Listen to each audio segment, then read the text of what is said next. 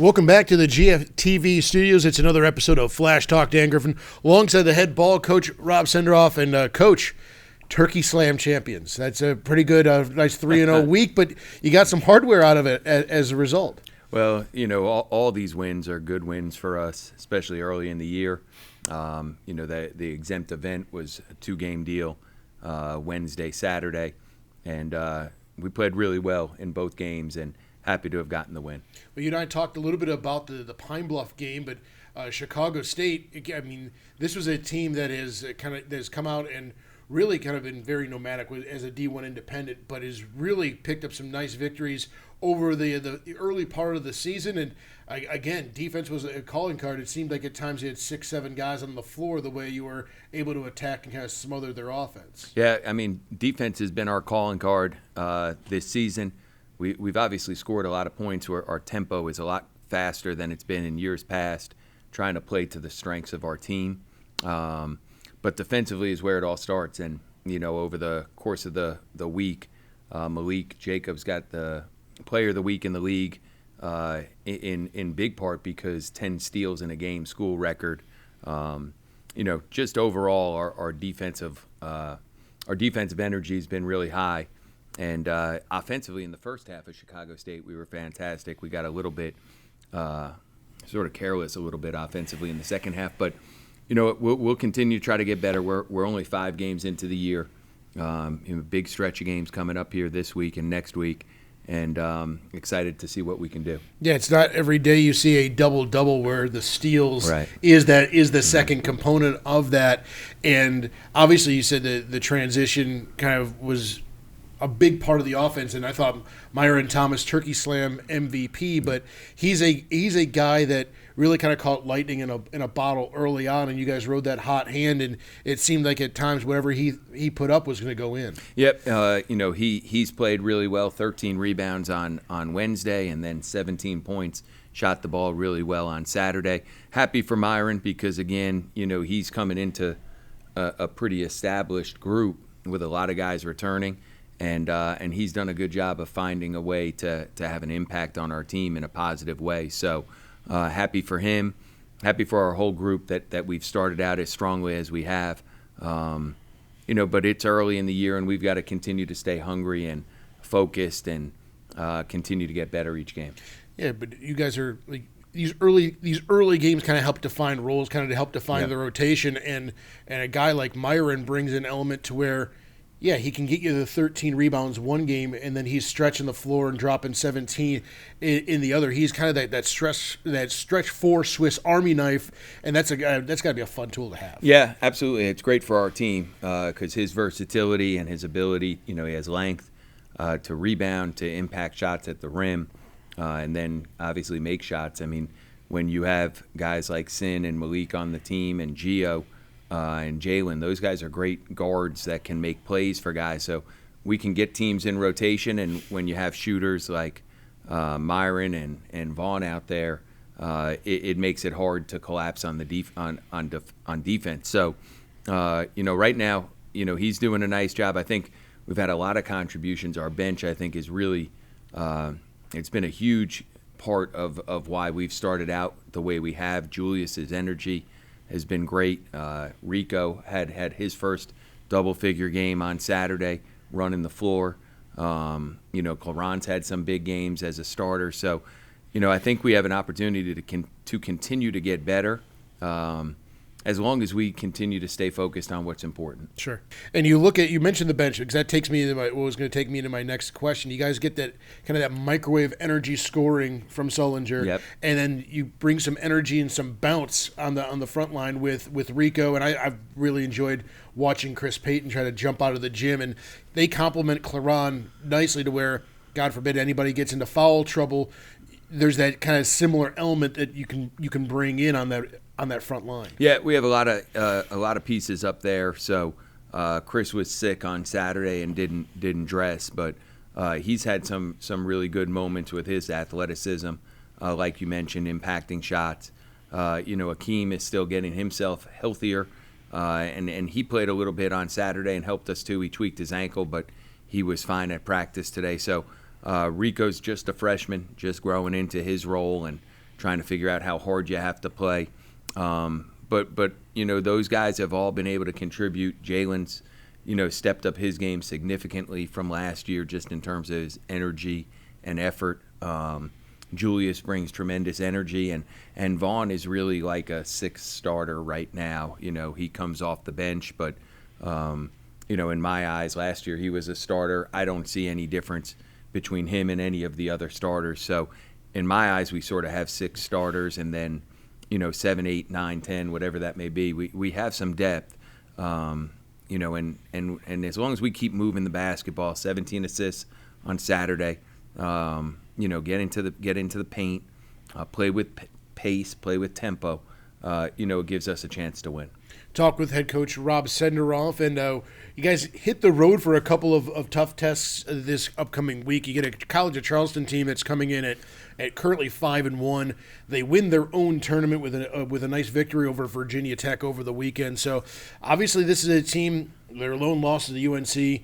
They defend their home court pretty well. What can we see out of the College of Charleston? Obviously, for college basketball buffs, a long-standing, historic, very good, solid mid-major program. They have a great team. Like you mentioned, they won the Charleston Classic over the weekend, beat Davidson, beat Colorado State, beat Virginia Tech. 3 straight wins. Their only loss to North Carolina. They were up with 12 minutes to go in the game in Chapel Hill.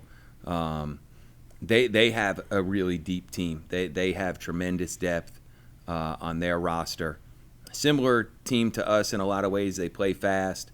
They shoot the three well. They have a lot of versatility, and they have a lot of older guys on their team. They have 4 grad transfers, guys that transferred in for their 5th or 6th. One kid's actually a 7th year of college. So they have tremendous experience, which is why they go to Chapel Hill and they're not scared playing the defending national champions or beat Virginia Tech at home because these guys don't care that it's an ACC school. So they have a really good program and a really good team this year, and it's going to be a heck of a challenge for us. They're an elite offensive rebounding team, even though they're similar size to us. They're an elite offensive rebounding team. That's been an issue for us all year, is our rebounding. That's probably my biggest concern for our team, is rebounding and making sure we take care of the basketball. And they're going to test our rebounding. And then, on Saturday we're playing the best rebounding team, in the country in Houston. So this is going to be a great test for us. You mentioned our depth up front. We're going to need all of those guys to play well. Malik still is not 100%, which, he's playing great, and he's still not 100%. So I'm hoping he'll get there soon.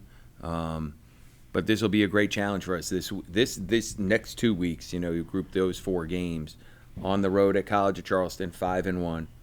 At Houston, I think they're ranked 2 in the country.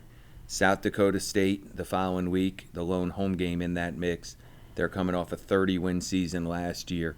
And then at Gonzaga, I don't know what they're ranked today, but top 5. Yeah, top 5. They just beat Kentucky by 20, yesterday. So yesterday I got to watch College of Charleston win the Charleston Classic and beat Virginia Tech. I got to watch Houston beat Oregon at Oregon, yeah. and 38% field goal and 100 steals, and Gonzaga beat Kentucky by 1,000. So it was one of those nights where you're sitting there and I'm saying, oh boy, I've said this to you before, like, what did I do? But it's good for us because we're going to get better, and if we play to our ability and win these games, like, we'll get national recognition for it because we're playing elite teams coming up.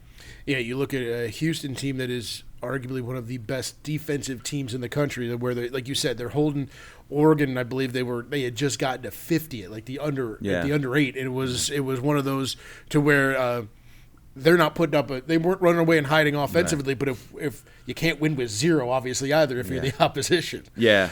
Houston's, we'll worry about them over the weekend, but a great team, great program, great coach, NBA players, lottery picks, and Coach Sampson's the best coach out there. So it's a great opportunity for us to go play those guys and see what we can do. But this week, College of Charleston's where we lead it off. And I think they're right now playing as well as any mid-major program in the country. Colonial, good league. They have tremendous fan base. It was packed every night. And I guess they're obviously promoting this game as being a big game for them because they've just come off winning the Charleston Classic. So it'll be exciting, a good opportunity for our guys. It'll be Wednesday night at 6 o'clock. You can listen on the Kent State Sports Radio Network. You can find the game on Flow Hoops. I believe they've got the deal with the CAA as far as conference-wide basketball is concerned. You mentioned their elite rebounding ability. Now, defensively, what are they going to try to do? If they're a great offensive rebounding team, are they limiting opponents to one and done on the opposite end, just cleaning glass across the board? They've been a good offensive rebounding team, College of Charleston. They play with tremendous tempo. They're one of the fastest teams in the country. They have great depth. 9, 10, I think they've had 8 different leading scorers, eight different guys with double-figure scoring, and 3 of their last 5 games, a different player was their leading scorer. So they have tremendous depth. And, last night against Virginia Tech, the game winner was scored by a guy coming off the bench. So they're a deep team who's really talented, and they go to the offensive glass really well from 4 positions. So we're going to have to defensive rebound. If we can do that, that'll allow us to get out in transition, and then we'll have to get back in transition defense to have a chance to make them play against our half court. So it's going to be a challenging game, but our guys will be excited. We've been up for every challenge we had. Started the year at Northern Kentucky. We knew they were picked to win the Horizon. We played lights out defensively in that game. They went on to beat Cincinnati last week. We didn't play well against our non-Division I. We knew we had 3 games in a row at home. Portland, who's picked to be one of the better teams in the West Coast Conference, and we were really, really focused in that game. I thought we played great. It was a close to 20-point game, and the final score was 12. And then sort of took care of business against 2 teams that those games are dangerous games. Chicago State, they're just dangerous games because you don't know. They've played well. Chicago State's coming off a win against Valpo where they're up 25. Arkansas Pine Bluff plays TCU to the wire. So you just don't know, but we played really well in those games, especially defensively. So I'm excited to see, these next 2 weeks, we're playing, the level is up. We're playing higher level teams, and we're going to have to compete at a higher level. And we've done that so far, but this is, great opportunity for us. If we want to win, at Akron, at Toledo, well, we play Toledo at home, at Akron, Toledo, at Bowling Green. I'm watching teams. I watched Ohio last night. If we expect to win the games at those places, playing at College of Charleston is going to give us that same type of atmosphere and the same type of intensity that we have to. Can we get one more thought? Is it possible to edit in? Yeah. Since the announcement came out for the Sun Belt Conference, getting his thoughts on Sure. that? Yeah. Yeah, let's do that. I was trying to. I didn't know how to. You got it. You can just go whenever. I got 2 cameras, All right, so we're cool. we can just cut in. Well, Coach, also some big news coming out of the Mid-American Conference today, kind of a mid-major version of the ACC Big Ten challenges. The Mid-American Conference and the Sun Belt going to meet up with a couple of games over not this season, but then following 2 game, I believe, in a window of time in November and then again in February. Really cool to see a couple of high-level mid-major programs and conferences teaming up to give the folks some great basketball. Yeah, I think for all of us in leagues like us in the Sun Belt, especially when you have a pretty good team, it's hard to schedule games. So I appreciate, our league commissioner and associate commissioner, Ricky Stokes, who sort of spearheads this for us. They got this challenge going with the Sun Belt. So early in the year, I think it's the first week of the season, we'll play somebody in the Sun Belt. And then we have a bye week next year because of the way the schedule falls in February, and we'll play a different team in February, one at home, one on the road. Like you mentioned, it's a 2-year deal.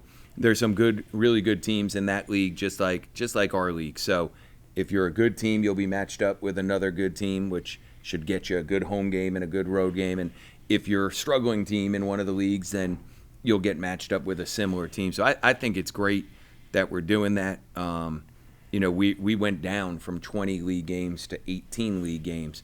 that means we have to find more non-conference games. And we've talked about this before, like these games are really, really difficult to get. So the fact that we're going to get a good mid-major team at home and on the road, that's good for everybody in our conference, and I appreciate the efforts that the people in the commissioner's office did to get this done, play with. Well, it should be a lot of fun. Again, that game against South Dakota State is on a Friday, December 2nd. Look for some ticket deals at ksutix.com because, like you said, that's going to be a phenomenal. That's right now a top 15 mid-major poll matchup because the Jackrabbits, like you said, won 30 games last year, and they're bringing a lot of arsenal back to I believe the Summit League, and them and Oral Roberts are right there at the top of that. So it's good. It's a good league, and that Summit League has won some games in March. Yeah, absolutely. And to me, our team, you got a chance if you come. Next Friday is our next home game, but we've got a group here. When you look at Sincere, he's going to leave here as one of the top 10 players, 5 players to ever play in this program. Malik set 2 records here in the last 2 years. Most steals in a game, and he's got the first triple-double in school history. Gio's been here forever. He's having an unbelievable start to his redshirt junior year. And Claron is a developing guy who continues to get better. Myron brings energy. So the group that we have, forget about who we're playing against, getting a chance to see these guys play. We only have that one game in December, and then we play right after finals. We play on the 18th. Those are our only 2 home games of this semester.